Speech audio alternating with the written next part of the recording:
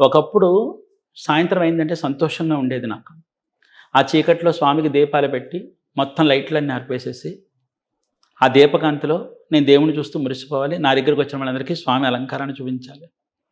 ఇప్పుడు నాకు రాత్రి చీకటయిపోతుందంటే భయం నాకు. అందుకే ప్రతిరోజు పొద్దున్న లేచినప్పటి నుంచి రాత్రి పడుకునే వరకు ఏదో ఒక వ్యాపకం పెట్టుకుంటాను నేను. ఆ వ్యాపకం పెట్టుకోకపోతే నాకేంటంటే ఆలోచనలు పోవటంలా. ఏమొచ్చేస్తుందంటే నాకు బతకూడదు, చచ్చిపోవాలనేటటువంటి ఆలోచన వచ్చేస్తుందనమాట. అయ్యో! అది వాయిదా వేయాలి. ఆ మాట రాకూడదు. వెనకాల భార్య, పిల్లలు ఉన్నారు. ఇది కరెక్ట్ కాదు. ఎందుకంటే ఇది మంచిది కాదు. ఇది ఇలా చావకూడదు.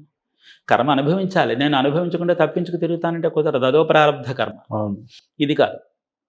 కానీ మళ్ళీ నన్ను నేను తమాయించుకుంటూ, ఈరోజు నేను ఎలా గడవాలి? పని కల్పించుకుంటా. ఎంతవరకు చేస్తానండి? 9 దాకా చేస్తాను రాత్రి. 10 దాకా చేస్తాను. ఓ చెంబుడు నీళ్ళేసుకొని గుప్పెడు అన్నం తిన్న తర్వాత పడుకుంటాను కదండీ! అప్పుడు మొదలవుతాయి. మదనమంతా. పిల్లలు పెంచినప్పటి నుంచి, వాళ్ళకి చేసినప్పటి నుంచి, చెందినప్పటి నుంచి వాళ్ళ మాటలు.